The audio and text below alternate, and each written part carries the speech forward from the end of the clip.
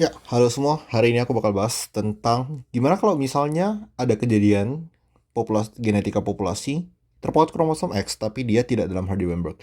Jadi kalau mungkin beberapa dari kalian sadar video ini adalah re-upload dari video sebelumnya karena di video sebelumnya, mohon maaf aku ada satu rumus yang sedikit salah, jadi aku ulangi videonya. Oke, demikian. Jadi kita mulai. Oke, pada kejadian ketika dia terpaut kromosom X tapi tidak dalam Hardy-Weinberg, jadi salah satu syarat dari Hardy-Weinberg itu dilanggar, maka kita akan dapat adanya pertidaksamaan dari frekuensi alel pada jantan dan betina. Sebelumnya kan aku bilang ya kalau misalnya pada kalau misal mereka dalam Hardy-Weinberg ya, dalam Hardy-Weinberg dulu, sebutlah ada alel A kecil, maka frekuensi dari XA kecil pada jantan itu akan sama dengan frekuensi dari XA kecil pada betina. Tapi kalau misalnya sekarang kita tidak dalam Hardy-Weinberg, maka asumsi ini tidak berlaku. Oke, ini tidak berlaku ketika tidak dalam Hardy-Weinberg. Aku langsung kasih ke contoh soal aja. Misalnya, sebutlah kita ada alel ya. Jadi alel A besar A kecil gitu. Jadi ada alel A besar XA besar pada betina. Kayak gini. Jadi ini ada 3 genotip betina, ini adalah genotip dari jantan. Ini harusnya Y, sorry. Ini harusnya seperti Y. Oke, seperti ini.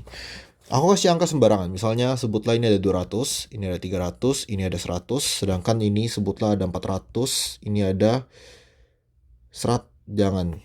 Kita buat yang agak aneh dikit. Jadi 250 sama ini ada 100. Perhatikan di sini sekarang jumlah jantan dan betina ini dia tidak sepadan ya. Jumlahnya berbeda. Oke. Kalau misalnya aku ditanya berapa sih frekuensi alel dari XA kecil, aku harus mikirkan 3 hal. Apa yang dimaksud dengan frekuensi alel dari XA kecil?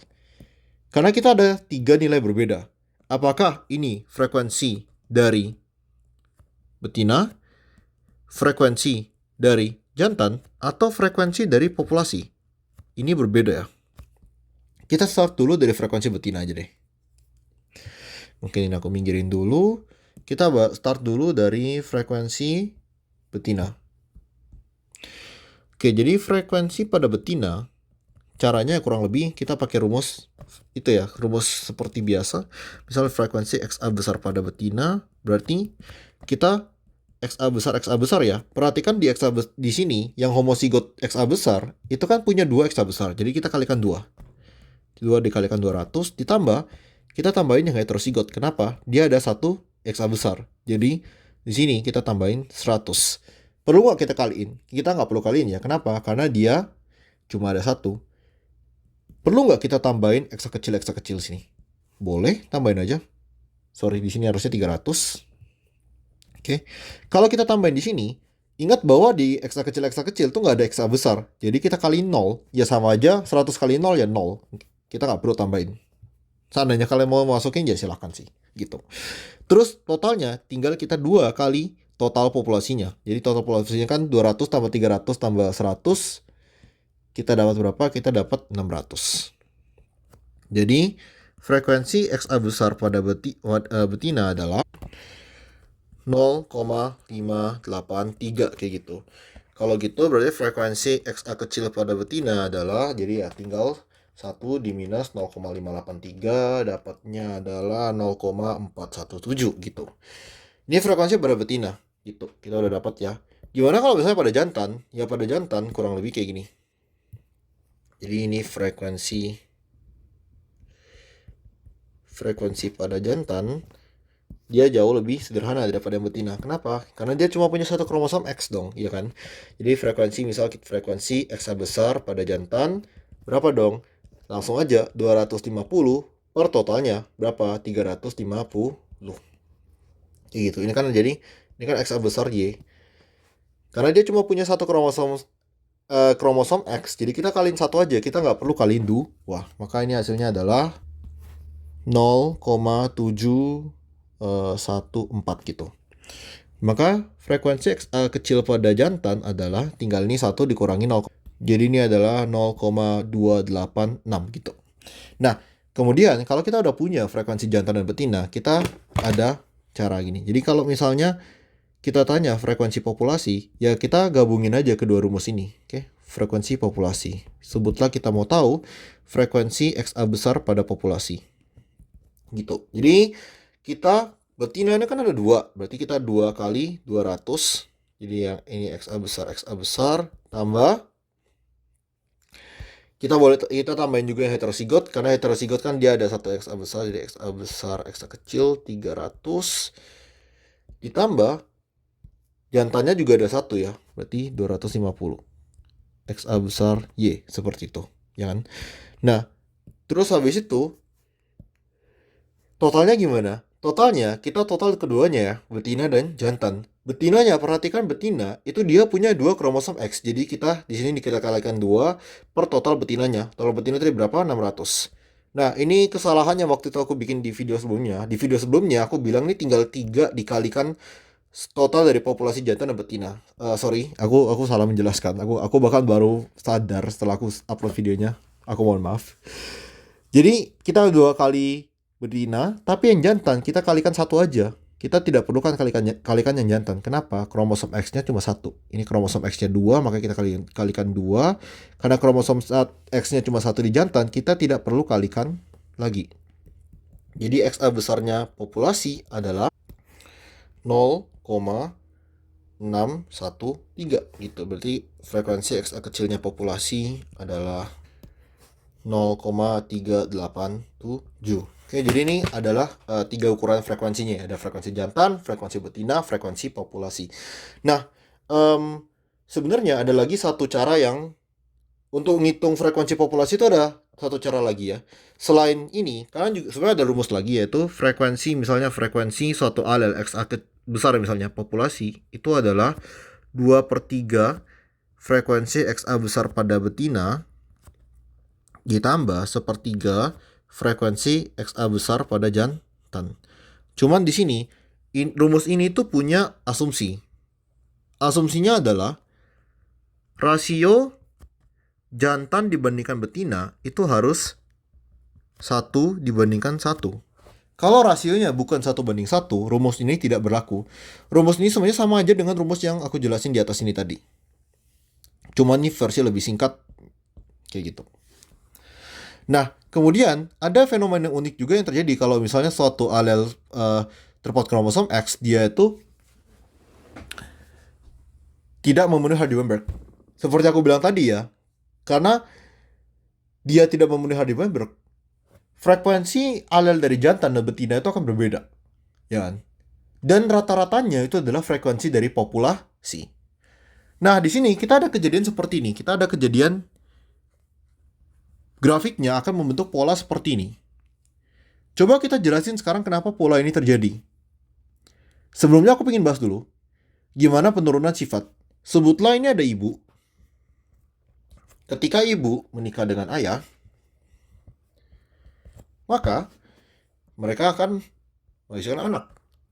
Anaknya, coba kita lihat, kita trace penurunan kromosom dari ibu dan ayah. Ketika kromosom X dari ibu ketemu kromosom X dari ayah, kita akan dapat apa? Kita akan dapat wanita. Oke, jadi ini adalah wanita. Ketika kromosom X dari ibu ketemu kromosom Y dari ayah, kita akan dapat pria. Oke, jadi kita perhatikan di sini, karena kita hanya fokus di kromosom X, kita coba dari pria dulu. Pria itu dia dapat kromosom X dari mana? Dapat kromosom X dari ibu. Ya kan? Artinya, frekuensi alel yang diwariskan pada pria itu dia akan 100% mirip dengan ibunya. Kalau kita lihat di sini, misal kita start ada suatu populasi, di mana populasi ini yang biru ini adalah frekuensi dari jantan, yang merah ini adalah frekuensi dari betina. Nah, terus habis itu di bawah ini kita ada sumbu X-nya itu nunjukin generasi ya. Jadi ini generasi 0, generasi 1, generasi 2 dan seterusnya. Jadi generasi 1 0 ini misal parentalnya, 1 anakannya, 2 itu cucunya dan seterusnya gitu. Kita amati. Pertama, nilai dari frekuensi alel pada ibunya itu 1, pada ayahnya itu 0, ya kan? Jadi di sini 1, 0. Kayak gitu. Perhatikan berapa frekuensi alel anakan jantan. Jadi generasi 1 anakan jantan. Perhatikan sekarang frekuensi alelnya pada jantan itu dia sama dengan ibunya. Ya kan? Dia bakal jadi 1, dia copy paste ibunya. Beneran nggak nih? Apakah ini cuma kejadian di sini doang? Kita coba lihat generasi selanjutnya. Jadi cucunya ya. Kita lihat ya. Anakan jantan di generasi 2 itu sama aja dengan frekuensi betina di generasi 1. Jantan di generasi 3 itu sama dengan betina di generasi 2. Dan ini akan terus-menerus seperti itu polanya. Maka, kita bisa bikin persamaan sebagai berikut. Frekuensi suatu alel, misal XA kecil ya, XA besar aja deh, biar konsisten. Jadi, frekuensi XA besar pada jantan generasi N plus 1, berarti generasi selanjutnya, itu sama dengan frekuensi XA besar pada betina generasi N. Oke, ini adalah pola penurunan pada jantan. Nah, terus gimana dengan pola penurunan pada betina? Betina, ini kan dia dapat kromosom X dari ibu dan ayah, ya kan? Dia dapat dari ibu dan ayah. Berarti di sini kita ada rumus sebagai berikut. Betina N plus 1, jadi anakan betina, itu sama dengan frekuensi alel dari ibunya, ya kan? Ditambah frekuensi alel dari ayahnya. Karena ini gabungan dari ibu dan ayah, kita bagi 2. Coba kita lihat ya. Jadi, misal ini ya. Ibunya ini dia 1, ayahnya 0. 1 ditambah 0 dibagi 2 itu adalah 0,5. Bener nggak? Ternyata bener, frekuensi alelnya 0,5. Terus kita coba lagi ya. Ini 0,5. Jadi ya si ibunya 0,5, ayahnya 1 ya. Ditambah 1 per 2 itu adalah 0,75. Berarti ini harusnya 0,75. Bener, dia juga 0,75. Oke, jadi itu pola yang kita amati. Dia akan seperti ini terus sampai kemudian di satu titik di sini, di mana ini adalah mereka udah kurang lebih dia mencapai Hardy-Weinberg. Oke, apa syarat Hardy-Weinberg? Apa yang terjadi ketika Hardy-Weinberg? Yaitu apa? Frekuensi alel pada betina sama dengan frekuensi alel pada jantan. Seperti itu ya. Oke. Nah, terus mereka mencapai nilai apa? Nilainya adalah ini, frekuensi populasi. Oke, jadi mereka harus mencapai nilai dari frekuensi populasi. Gimana cara cari frekuensi populasi? Frekuensi populasi adalah ya tinggal di atas ini, yang ini. Jadi kita misal mau coba ya frekuensi populasinya, frekuensi populasi ini nggak akan berubah. Misal kita coba dari yang satu aja. Jadi frekuensi populasinya sama dengan ibunya 1, berarti 2/3 dikalikan 1, ayahnya 0. Tambah 1/3 dikalikan 0. Berarti 2/3 itu adalah ya 0,6 titik atau 667. Oke, sekian pembahasan hari ini tentang pautan kromosom X, tapi dia tidak dalam Hardy-Weinberg.